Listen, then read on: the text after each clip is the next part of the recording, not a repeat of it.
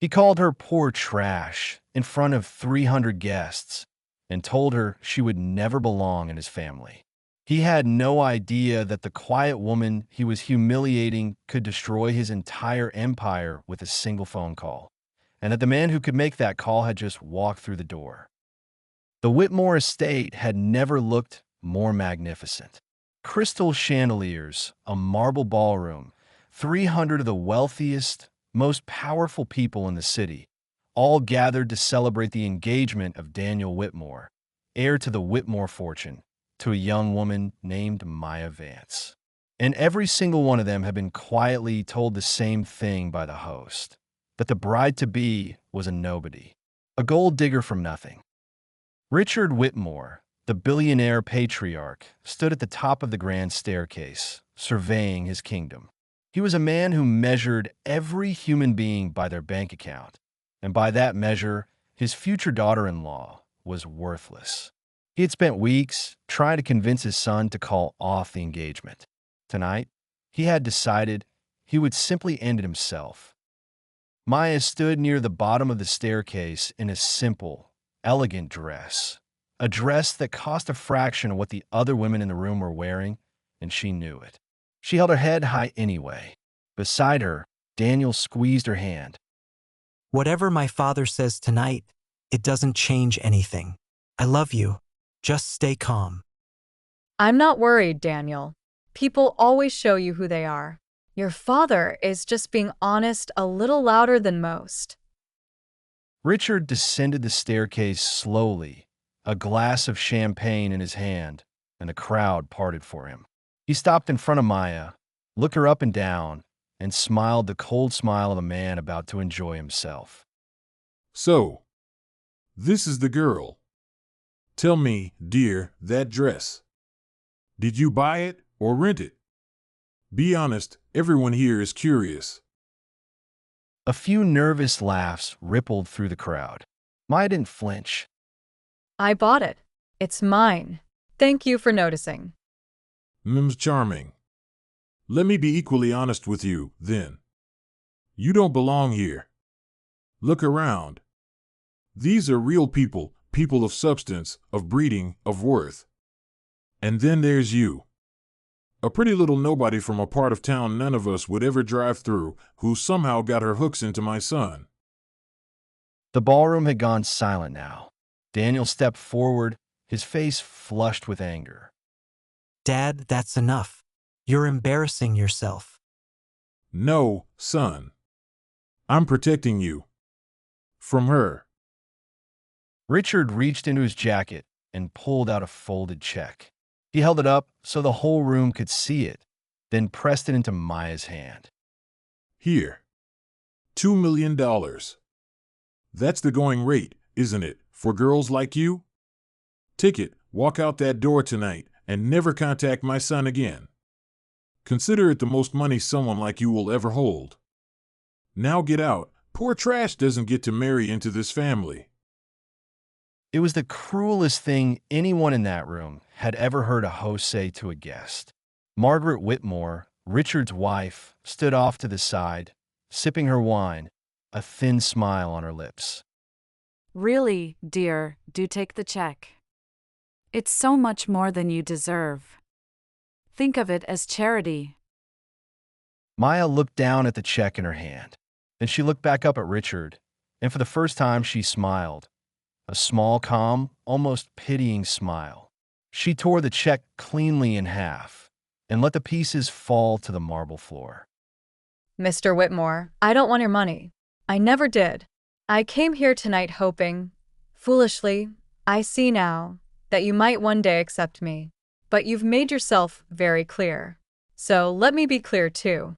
I am going to marry your son, and I am not going anywhere. We'll see about that. Security will be escorting you out in about 30 seconds, and there isn't a soul in this room who will lift a finger to stop them. You have no money, no name, no power. You are nothing. And it was at that exact moment, as the word nothing left Richard Whitmore's mouth, that the great doors at the end of the ballroom swung open. A man walked in.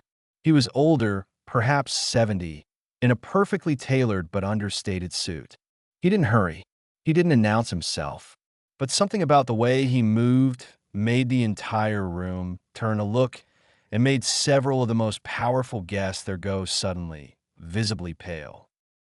Richard Whitmore turned to see who had dared interrupt his moment of triumph, and the color drained from his face like water from a broken glass. Because he knew this man. Everyone in finance knew this man. I believe, the man said quietly, his voice carrying to every corner of the silent room, that you were just telling my daughter she is nothing. Maya turned, and her dignified mask finally broke into a warm, relieved smile. Dad. You came. The name moved through the crowd like a cold wind. Harold Vance. The man was a legend, one of the most powerful private investors in the country, a man so reclusive that few had ever seen his face, and so powerful that entire companies lived or died on his decisions. And Maya Vance, the poor trash Richard had just tried to buy off for $2 million, was his only daughter. She had spent her whole life keeping her father's name a secret because she wanted to be loved for who she was, not what she came from. Richard Whitmore began to stammer.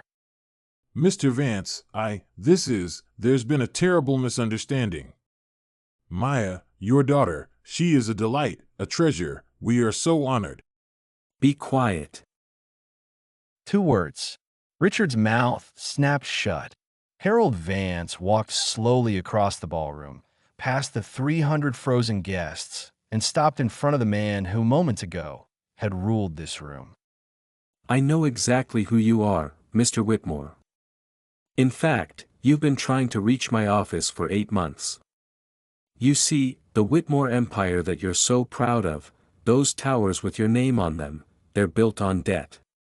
And 6 weeks ago, my firm quietly acquired the majority of that debt. I was going to approve your refinancing on Monday. It would have saved your entire company. Richard's legs seemed to weaken beneath him. I came here tonight, frankly, as a courtesy, to meet the family my daughter was marrying into. To see what kind of people you were. And you showed me. You took my daughter, the kindest, strongest person I know, and you called her trash. You offered to buy her like livestock. In front of 300 people. So. Let me show you who I am, the way you so generously showed me who you are. He took out his phone, dialed a single number, and spoke without ever raising his voice. It's Vance. The Whitmore refinancing, withdraw it. All of it. Call the debt, effective Monday morning. Yes. Every penny. He hung up, and in that quiet click, the Whitmore empire, 3 generations of fortune, the towers, the chandeliers, the marble, the 300 guests, began silently to end. You can't, that's everything, you'll ruin me.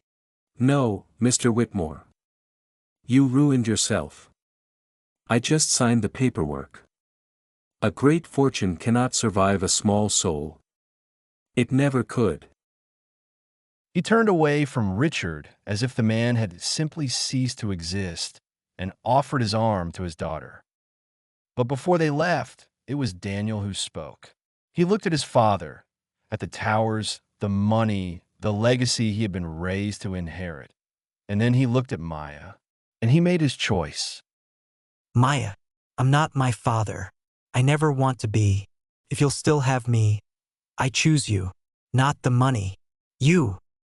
Maya took his hand, and the 3 of them, Maya, Daniel, and the most powerful man in the room, walked out of the Whitmore estate together, leaving Richard Whitmore standing alone in the middle of his magnificent, collapsing kingdom.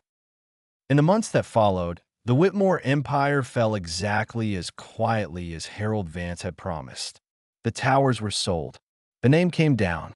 Richard, who had measured every person by their wealth, learned at last what it felt like to have none. Maya and Daniel married in a small ceremony, with her father in the front row, and Daniel who had walked away from fortune, built a new and smaller life that was, by every measure that mattered, far richer than the one he left behind. Because that is the truth that men like Richard Whitmore never understand until it is too late.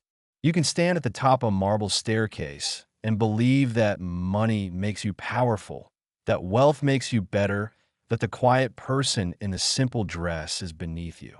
But the moment you decide that another human being is nothing, that is the exact moment you reveal that the truly poor person in the room is you.